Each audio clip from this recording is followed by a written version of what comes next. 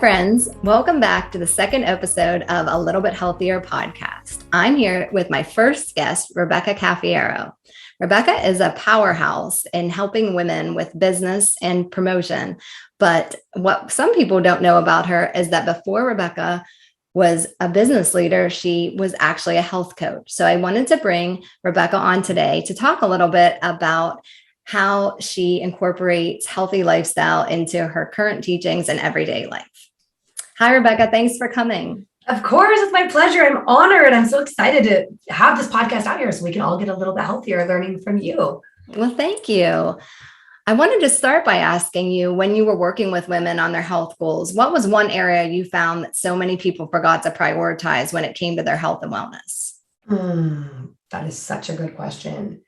I think that the biggest thing is just prioritizing themselves. I think as women, we tend to be pleasers and we tend to want to take care of everyone around us, and realizing, like they say when we get on the airplane, that it starts with putting on your own mask first. And all of us, anybody listening to a podcast, right? You're probably driven and intelligent and you're a go-getter. And again, you cannot pour from an empty cup. It's just, you must take care of yourself. And that can feel like selfish, but it's actually the most selfless thing you can do. Absolutely. I think as women, it is so hard, especially when you're saying we're business owners, we're moms, we want to do all the things, and it's hard to do all the things and still to prioritize yourself. So what is a suggestion you have to the listeners of how they can do this in their life? It's still something that I'm constantly telling myself, but it's getting up early. It's having a morning routine. Now, when I say early, that's going to be different for everyone, but it's like how we start something is often how we finish something. And I know that when I start my day out and I get up early and I have that time for myself before my small kids, my kids right now are 2.5 and 5.5, before they wake up, I feel like everything is possible because I get in my non-negotiables for the day. And like that happened today. I got up at 5-ish, and by 6:15, I was really done with all of the things that make me feel whole and complete and energized and inspired.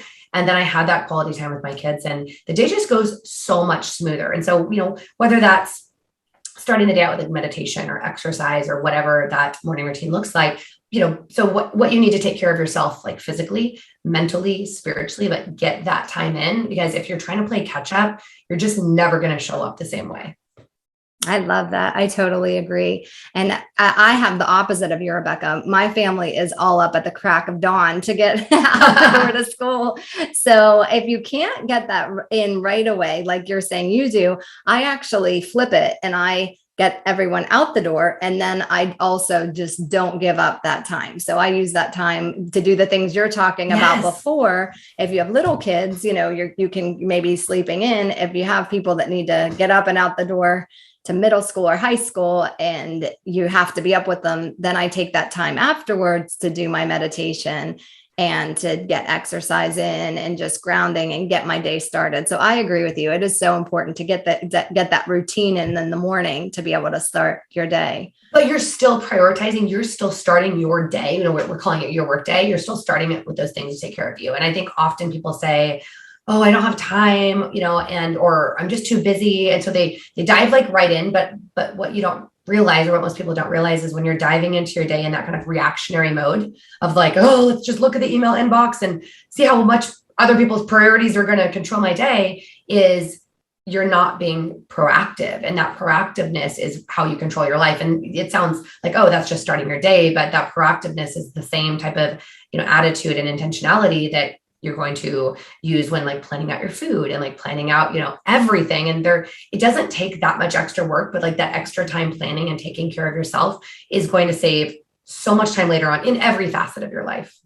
Absolutely. And I find if I just start my day reactionary, I never actually get to do the things you're saying that you're trying to be proactive about. So then not only do you not get it done, but you sort of live with that guilt of, I'm not doing it. I wish I got that in and I just can't find the time. So I think just really carving that time out to get that time for yourself is so important. I know you and I are both meditation lovers. So let's talk a little bit about meditation here. And so can you tell me some of the things in your life where you find are, let me just start that again. Just cut that.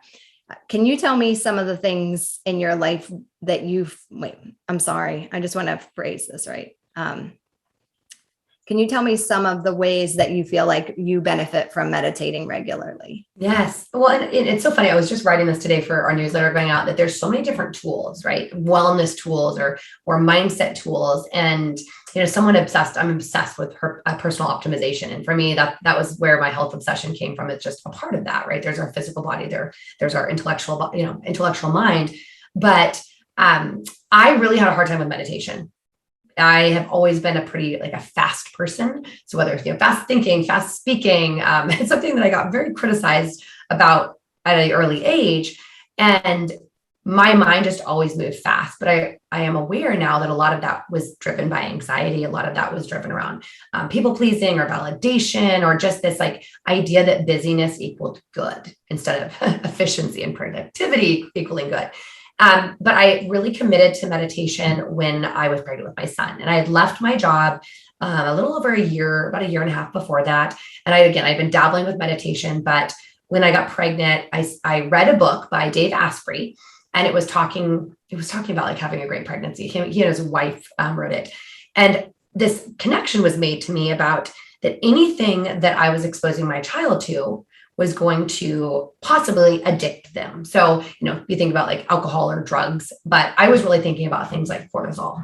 If I am stressed out and I am subjecting my unborn baby to that, right through the room, right through the blood-brain barrier, that they would be more likely to be an anxious person. And I was like, oh, this makes a lot of sense about my own self and what was my mom going through it, pregnant young, and my dad and her split up when I was pretty little. But I just made this decision that I was going to do things differently with that awareness. And that's when I really committed to meditation, because I was aware that I could calm my mind down. I could limit the cortisol in my body. And that's when I started to, I would say, meditate consistently. And what happens is I started with 15 minutes, and it would take me about 13 minutes before I felt anything, meaning the first 13, my mind was racing.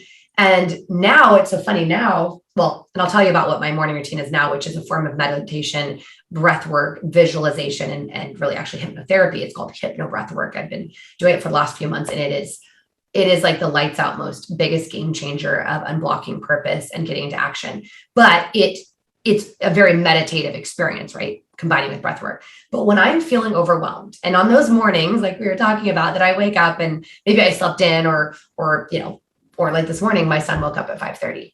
I was like, no, I was able to talk him into coloring so I could finish what I was doing. But those mornings where life goes a little sideways and then we get into our day in a state of reaction, we always actually have the ability to stop. And often when we feel like we don't have the time, that's when we need it the most. And so I've learned to identify when I'm in that kind of panicky, fast state where I'm being really reactionary, to say, all right, I can spend 10 minutes right now, and I can spend 3 minutes doing a brain dump, which is what is stressing me out. What do I need to do? And then I can sit down and meditate for 5 minutes. And the meditation is to quiet the monkey mind. It's to quiet the brain, right? It's to recenter us, reground us, and then spend a few minutes after to say, okay, what is my plan of action?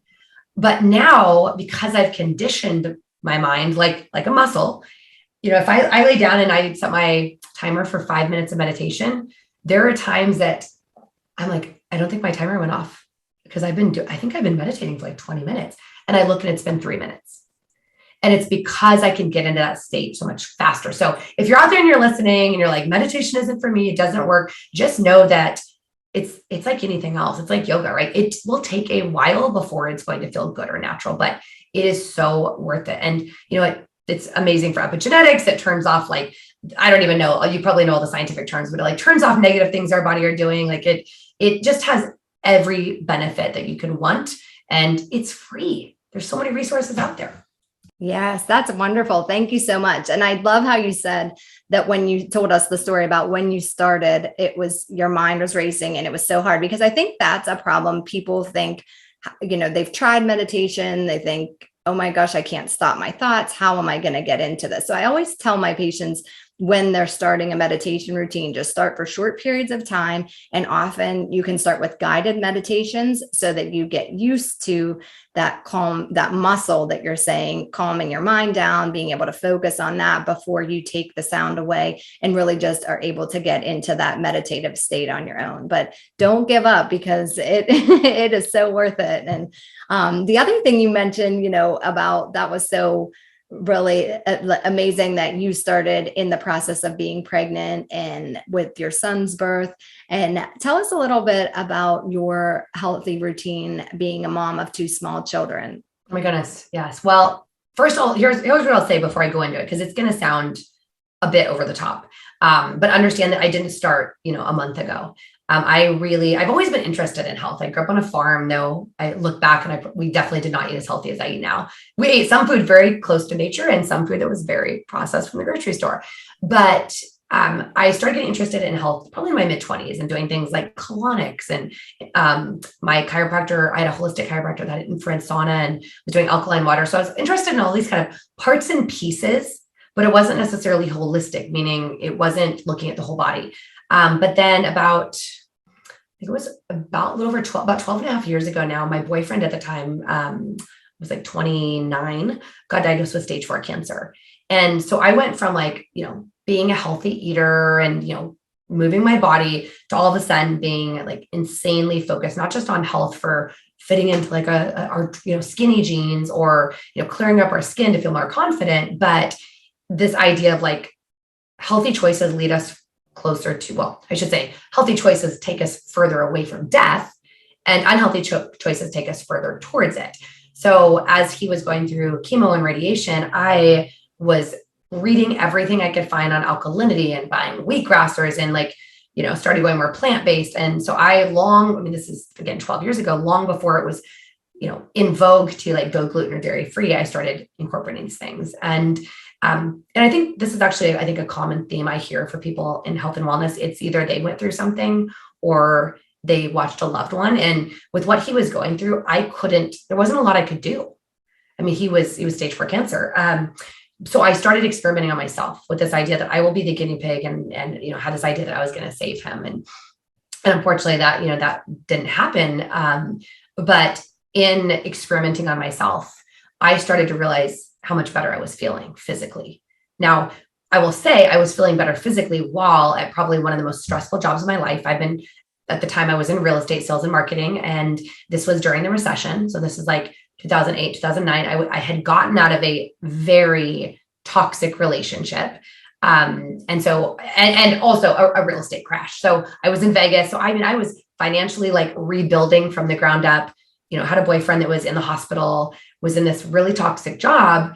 And the only thing I could control was like what I was putting into my body. So, focusing on my food, focusing on, my exercise, focusing on, that's actually when I first started doing meditation. And I would leave my 13th floor office building and like go down and I'd sit on a bench and I would just try to meditate for 5 minutes. And even when it wasn't good, when it took me 3 minutes to get into it, even that last 2 minutes of feeling connected and grounded, like slowed down time.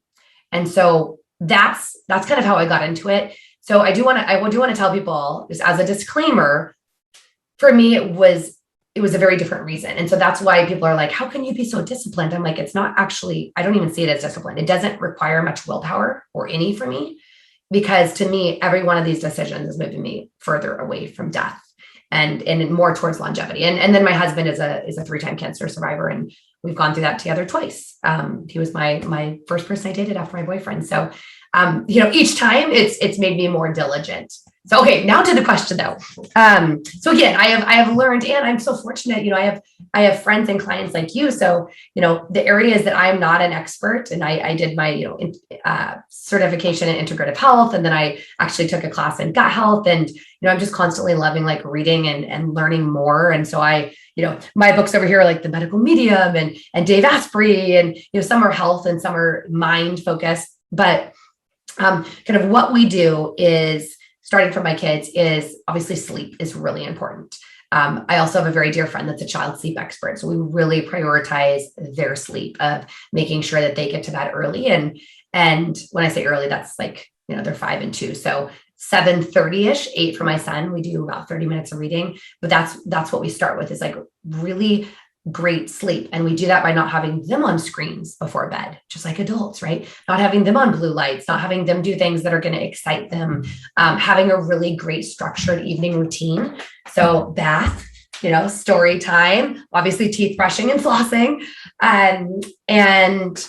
And ironically, like last night, I actually went to bed. My husband's out of town. So I let my son snuggle in my bed. I know my friend would be like, Rebecca, but I noticed as I was putting him to bed, I was like, oh my gosh, I am totally getting tired. But it wasn't I was tired, I was relaxed. And with children, we give them the ability to go to bed when they're tired and relaxed, instead of pushing through and finding that third wind. And on the nights I'd fall asleep with my husband, with my son, like cuddling in bed, my Aura ring shows that I get my deep sleep. I wake up 45 minutes later. So last night I actually went to bed. I just did a few other things. And so I was like asleep by 9:00. And of course, got the best sleep ever and was up at 5 and getting everything done. But starts with great sleep. And then in the morning, we do our whole vitamin routine.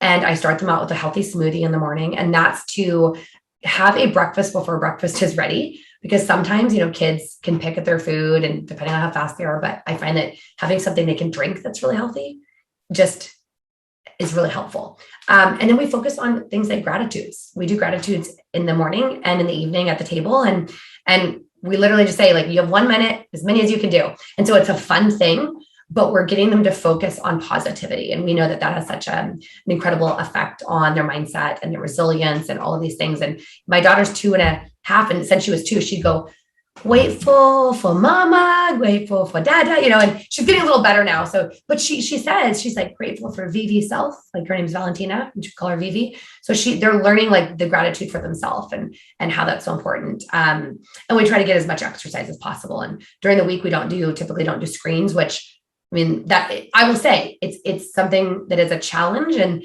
on hard weeks, I might plug them in if I need to, especially because my husband travels a lot, but it just like with us adults, right? It changes their behavior. And on the weeks that we don't do screens until Friday or Saturday, that's like the treat. On Friday, we get to watch a movie. And on Saturday, we get to watch a movie in the afternoon when they've had a nap, when they've done exercise.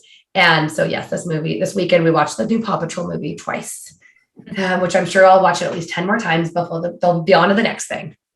But healthy diet, really like nutritious meals, practicing gratitude, spending family time, and then like limiting all those things that ultimately break connection.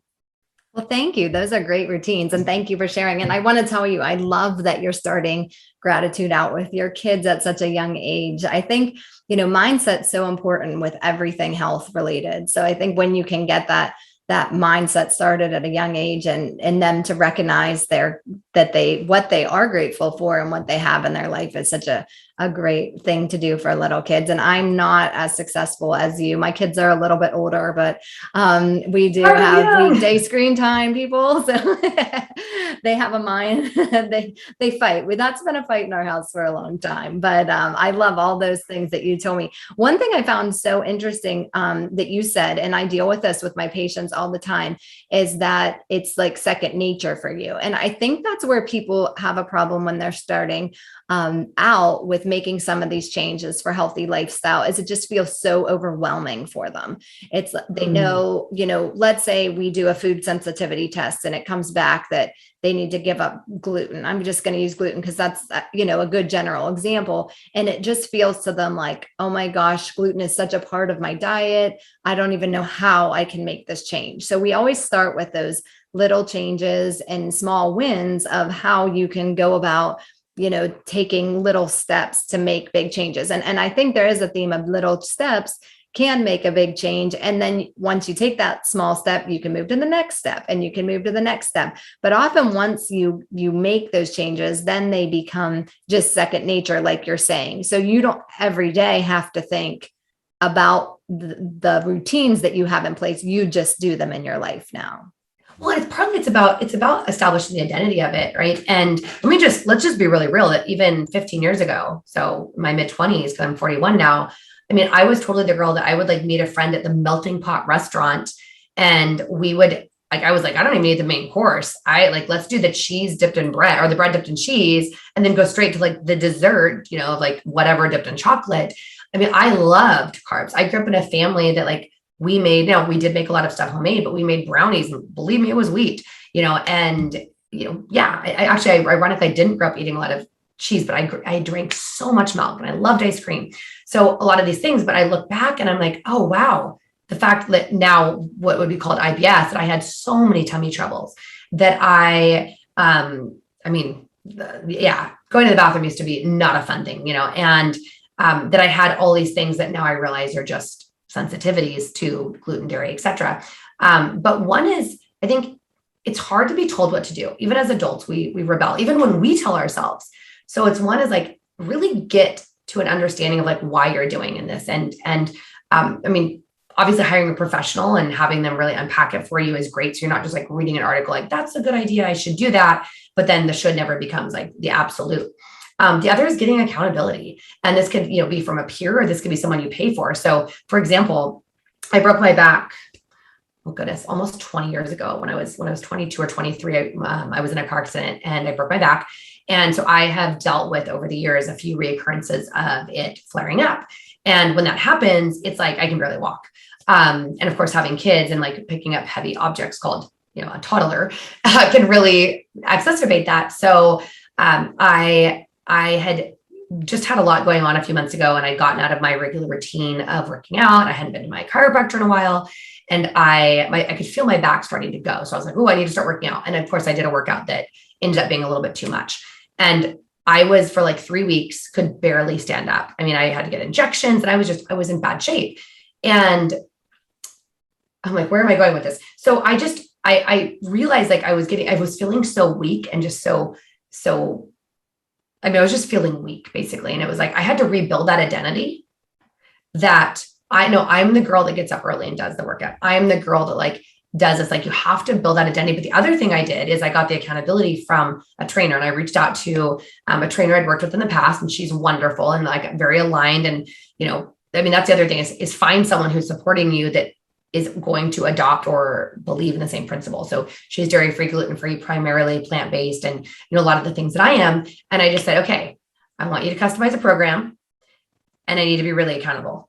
And I'm like, and I need you to hold me to it. I'm like, so I don't want like the reminders through the app. I need you to text me every day. I just need that. And I was like, and I'll pay for it. I'm a big fan of invest where you need improvement. But every time that I fail, if I miss a workout, so I'm working out 5 days a week, plus on the weekends, I do like a lifestyle workout. It's $200. And that, like, I'm not going to lie to her if she texts me. So, I got one pass because I fell asleep early, but I'm like, that might sound extreme, but already on week 2, I'm like, I'm craving the workouts. And so understand that like you need to do whatever you need to do to create the habit. And then once you create the habit, it's easy. Because I look at people that run and I'm like, they are crazy. But people don't go out there and run 5 or 10 miles a day just because they decide one day to do it. They go out there and they start with something slow. So, whether it's starting with like tracking your water intake or tracking your meditation, or like, hey, you know what, I'm going to go gluten-free, but I'm going to do it by asking my good girlfriend who I know is, like me, I'm like the person that gives all the recommendations, like, what are your favorite brands? So instead of just going off of all these things I enjoy, it's like, how can I have a healthy alternative that will still let me live without feeling restricted, but in a way that's sustainable? Absolutely. And that is a key, to be able to live in a way that's healthy and not restrictive. And it is how I do talk with my patients, having that accountability and in a one-on-one that we have when we work together, or like you're saying, grab a friend or a trainer, depending on what you're trying to do. Just get someone there that can keep you on track and can make sure that you're staying on it until you build that muscle to be able to incorporate into your everyday life.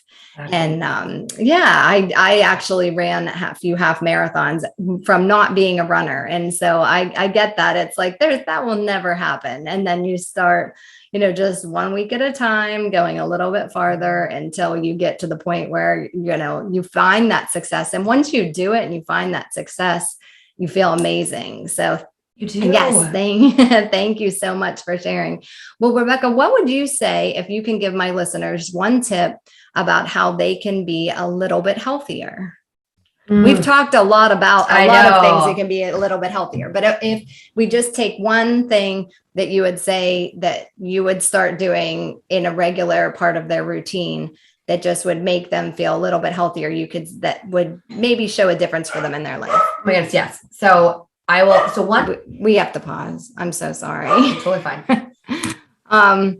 Lily, just let her out. I'm so sorry.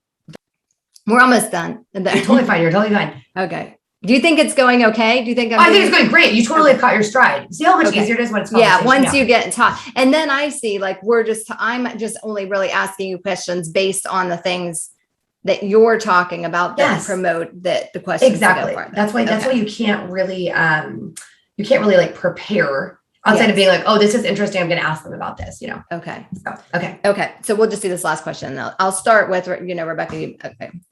Okay. So, Dasam, we're ready.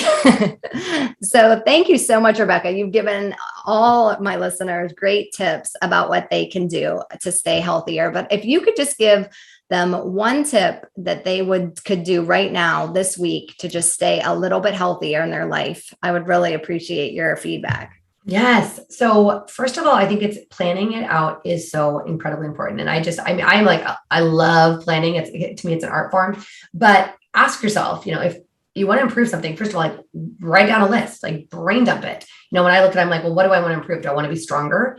Do I want to be leaner? Do I want to be more energetic? Like, what is that thing? And then what are you going to do about it? So is it, I'm going to focus on my hydration, or like I said, we're going to go gluten-free, or I'm going to start going to the chiropractor, whatever that thing is, or at the very least, like move your body daily, right? Lymphatic system is so important, and it doesn't work without being like stimulated. So whatever that thing is, plan it in, because just wanting to do it is never going to create a change. So for me, I look at my schedule the week ahead and I'm like, all right, here's the goal of what I have that I want to do.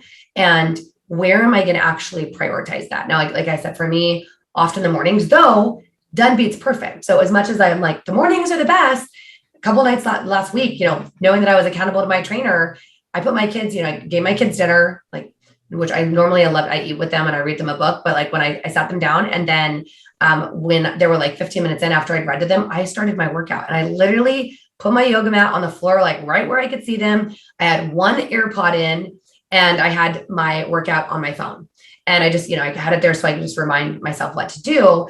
And then I would literally I do a set, and then I'd like put in a load of laundry, like it, done beats perfect, but plan it in, because if you fail to plan, you plan to fail. And it's just so important. You've got to build in the time. I like to say that I am fastidious about building out my calendar, and still only like 70% of what I put into it actually happens. But if you don't put it in, like 5% is going to happen, right? Because hope is not a strategy. So build it in, put in the time, get the accountability. That's why I love being part of groups, either get someone like, a professional like Meg, or whatever it is that you want to fix, like get a person that's a one-on-one coach, or get to be part of a group so that there's other people around you with a similar goal, so that you have that support, because who is around you may not always support you. And that's just a sad reality, is like, you have to be internally motivated to do it yourself, and don't rely on everybody in your immediate, family or friend group to like help you, because Friday night's going to come and it might be happy hour, and they're going to be like, oh, come on, it's just, one, whatever. But you've got to ask yourself, why is it important? And speaking to that, why is important? And I want to give, one of my coaches, Alejandra, who actually we both utilize for time management and productivity. She gave me this exercise, and I just would encourage everyone listening to ask yourself this and think about what's important to you. And then ask yourself why. So I'm just going to do an example of this with my morning routine. I would say like, okay, well, what do you want? I want to get up every morning at 5 a.m. so I can get my morning routine in before the kids wake up. So why is that important? That's number one. Well, that's important because if I don't do it at 5 a.m., there's a really good chance that it's not going to happen. And so I want to commit to it. So I'm going to get up early and do it. Okay. Well, why is that important? Number two. Well, it's really important that I commit to that, because when I do those things, I feel more prepared for my day. I'm more productive, I'm more efficient, and I just feel better about my day. Okay, well then why is that important? Why is it so important to feel productive and efficient and better about your day? Well, because then not only do I get more done, but I'm in a more aligned state. I fulfill the promises and that I made not only to other people, but to myself. And I just feel like better as a human being. And when I feel better as a human being, I'm a better mom and a better spouse. Okay. So number 4, why is that important? Well, it's important for me to be the best mom and spouse possible because I'm aware of the effect that I have on my family and also on my clients and my team. And in order for them to be their best, I need to be my best. Okay. Number 5, why is that so important? Well, because I ultimately build the universe that I live in and that my family lives in. And I have the ability to create everything that I desire. And so I commit to that. And so when you really dig that deep, that 5 levels of why deep, like just waking up that early, which sounds like a nice idea, doesn't become a should. It becomes a absolute must, non-negotiable. And when you do this with anything, you just continue to ask yourself, and why is that important? You really get down to the root. And it's typically because that's what's required to be the best version of ourselves to show up the best for everyone around us. Wow, Rebecca, that's so impactful. Thank you so much. I'm going to start that exercise today. I love it. Well, thank you so much for being on here. And Rebecca is a leader of women. She's so inspiring to many women. And so, Rebecca, if people have just loved listening to you today, how can they find you? You can find me at RebeccaCafiero.com. That's REBECCA, and then C as in Charles, A, F as in Frank, IERO.com. And then I also love to, share tips for personal optimization. Definitely not as much health, but business optimization, personal optimization on my podcast, Becoming You. Well, thank you so much for coming here today and have a great day, everyone. Thank you for joining us.